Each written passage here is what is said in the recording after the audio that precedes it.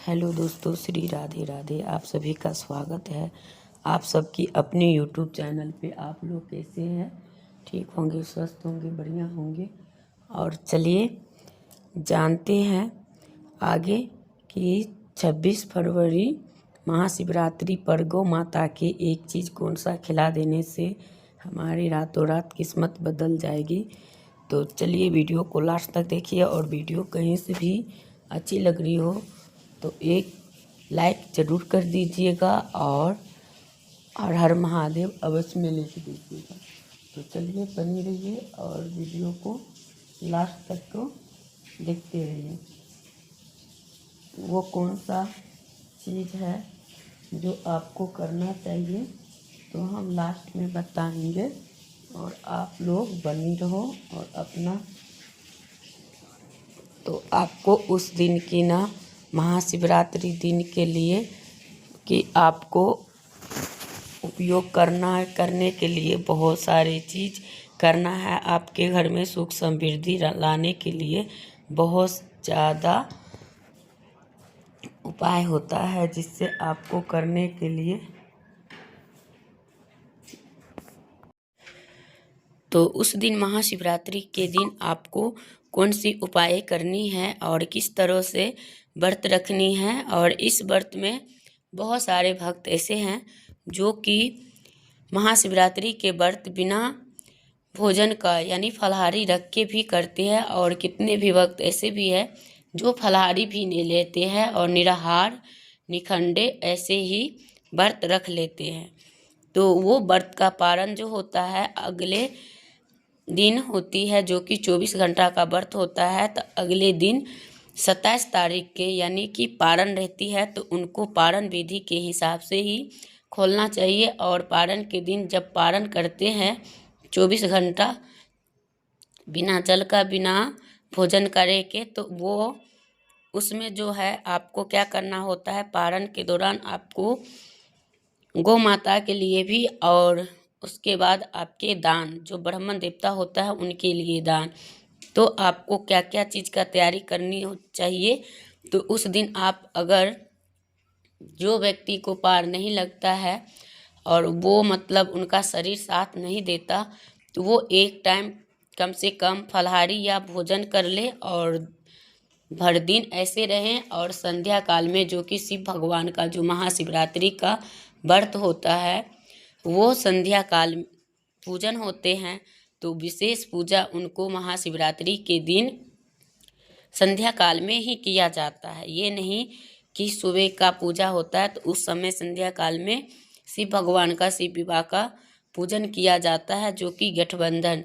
तो आपके पास वस्त्र नहीं हो तो कोई बात नहीं, आप रक्षा सूत्र से भी कर सकते हैं। अगर आप शिवालय जा रहे हैं तो आप वहाँ पे भी करवा सकते हैं, या घर में तो घर में शिवलिंग है तो अच्छा है, और नहीं है तो आप उस दिन शिवलिंग लाते हैं तो बहुत ही अच्छा होता है। अगर नहीं ला पाते हैं तो आपको उस दिन पार्थिव शिवलिंग यानी कि अपने ही कोई सा गमला में पार्थिव शिवलिंग बना के और कच्चा दूध और जल से अभिषेक कर सकते हैं। और नहीं तो उस दिन पंचामृत का अभिषेक होता है, तो जिसमें कि आपको सबसे पहले जल से स्नान कराना चाहिए, फिर उनके बाद दूध से, दही से, घी से और शहद से, फिर शक्कर के या तो शक्कर से या शक्कर के बुरादा आता है उनसे, फिर उनको करवाने के बाद जो है आपको वो करवाने के बाद फिर आपको शुद्ध जल से उनको अभिषेक करना है।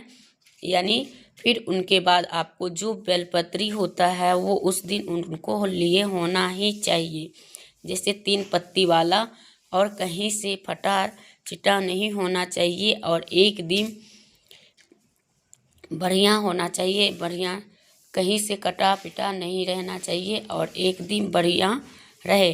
तो जिससे कि क्या होता है कि उस कटा पिटा हुआ नहीं रहता है और एकदम स्वस्थ और बढ़िया रहता है, तो उन्हीं को चढ़ाना चाहिए। और उस दिन धतूरा मिल जाता है तो और अच्छा है, लेकिन उस दिन कई जगहों बेलपत्री धतूरा भांग बिकता भी है, ऐसा नहीं है कि नहीं बिकता है।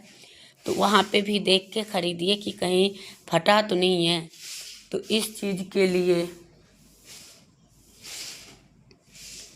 तो उनको देखना चाहिए, और देखने के साथ साथ आपको क्या करना है दोस्तों, फिर उन्हीं से आपको पूजा करना है। और पूजा करने के बाद उनकी पूजा में जो है उस दिन उनका विवाह होता है, तो उस दिन आपको जैसे कि अक्षत, रोली, हल्दी, ये मेहंदी, ये सब माता पार्वती को चढ़ते हैं। और शिव भगवान को वहाँ तक के पीला चंदन और सफ़ेद चंदन का तिलक लगा देते हैं।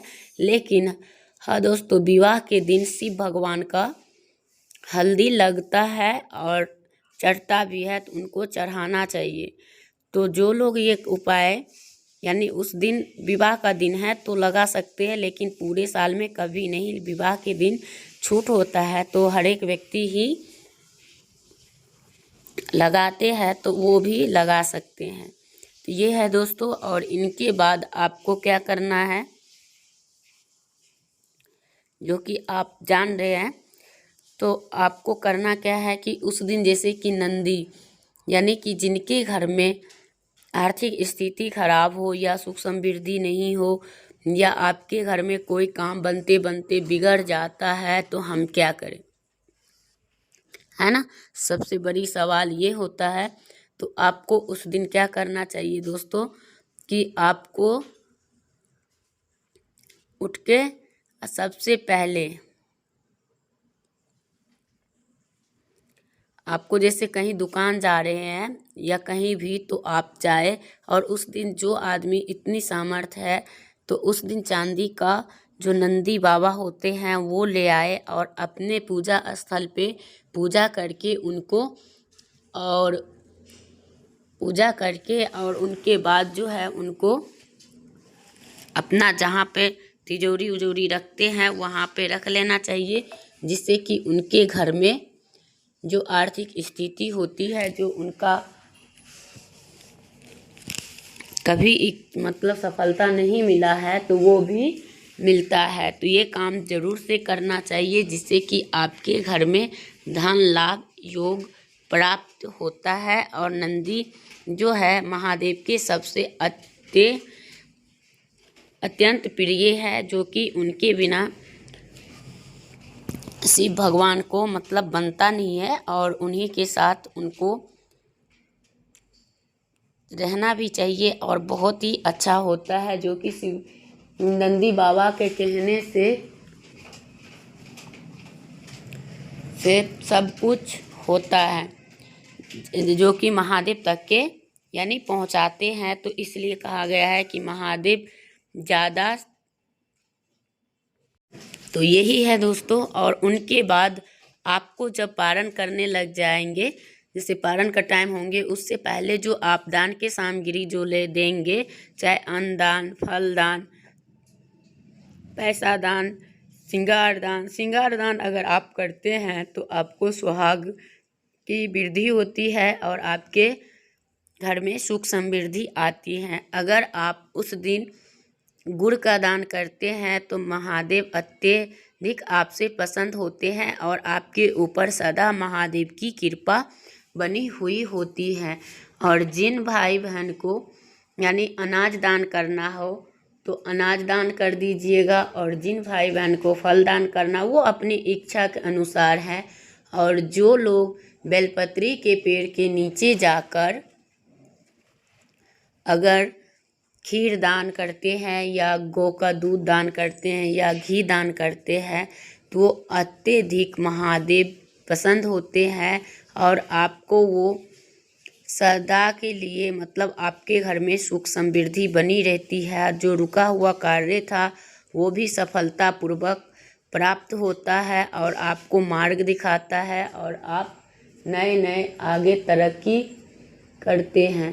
तो यही है दोस्तों, और आपको ज़रूर से करना चाहिए। और उस दिन का महत्व है सबसे ज़्यादा बेलपत्र का, जो कि बेलपत्र ही जो है ऐसा है कि उनके चढ़ाने से महादेव कुछ करो ना करो, लेकिन एक बेलपत्री से भी महादेव हमारे इतने भोले हैं जो वो मान जाते हैं और जो बात आप कहते हो वही काम बात वो सुनते हैं और करते हैं। तो वही है, और उनको क्रोध भी ज़्यादा है तो वो जल्दी से शांत भी हो जाते हैं। तो ये है। और उस दिन सभी लोग को थोड़ा मोड़ा करके भांग खाना चाहिए, जिससे कि सभी के ऊपर महादेव की कृपा बनी रहे। तो वही है, और उनको खाने के साथ साथ आपको ध्यान में रखना भी चाहिए और घर के हर एक सदस्य को खिलाना है। ये नहीं कि एक आधे खा लिए तो हो गया, नहीं, आपको खिलाना है तो सभी को ही खिलाना है। और खिलाने के साथ साथ थोड़ा थोड़ा खाना है, ज़्यादा खाने से भी वो नुकसान करते हैं और नशा कितने लोग के लग जाते हैं। तो उन चीज़ों का भी ध्यान रखें। और उस दिन जैसे कि आपके घर में शिवलिंग नहीं है तो आप एक छोटा सा शिवलिंग भी ला सकते हैं और अपने घर में विराजमान कर सकते हैं। लेकिन जब भी शिवलिंग लाए तो उनको जरूर से शिव भगवान का स्थापित करें और उनको पंचामृत से अभिषेक करिए। और उनके बाद उनको रोज दिन उनको बढ़िया से पूजा प्रेम भाव से करिए। अगर आपके घर में दूध ना मिले उस दिन और दूसरे दिन, तो आप गंगा जल और जल से भी उनको यानी कि अभिषेक जरूर करना चाहिए और उनका पूजा करना चाहिए। और उनके बाद जो वो जल से जैसे उनको अभिषेक करते हैं तो वो जल थोड़ा सा पीने से जो आपकी जितने सारे शरीर में बीमारी या जितने सारे दर्द होता है, जो दुख होने वाला होता है, तो उनको महादेव टाल देते हैं और आपके ऊपर इतना बड़ा दुख या बीमार नहीं होने देते हैं। और उनका वो पीने से बहुत सारे लोग निरोग हुए हैं और होते हैं, तो वो ज़रूर करना चाहिए। तो सभी के घर में शिवलिंग जरूर होना चाहिए, जो कि महाशिवरात्रि के दिन में लाते हैं तो और बढ़िया होते हैं। तो होना चाहिए हर एक घर में। छोटा ही लाए, छोटा लाने से ये होता है कि आप अपने घर के मंदिर में भी स्थापित करके पूजा कर सकते हैं। बड़ा रहता है तो उनको बाहर में रखना पड़ता है।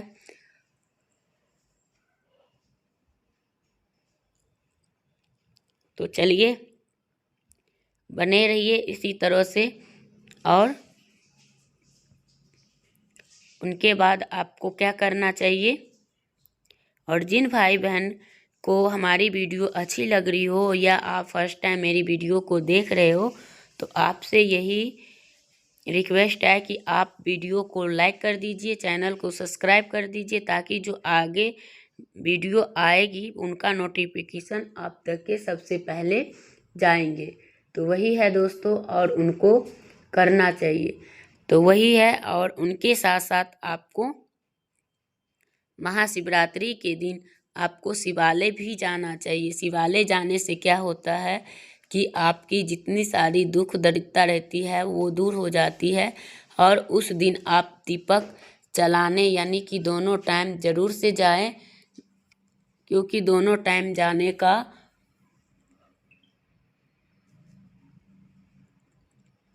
विधान है और आपको जाना भी चाहिए, जिससे कि आपकी कई सारे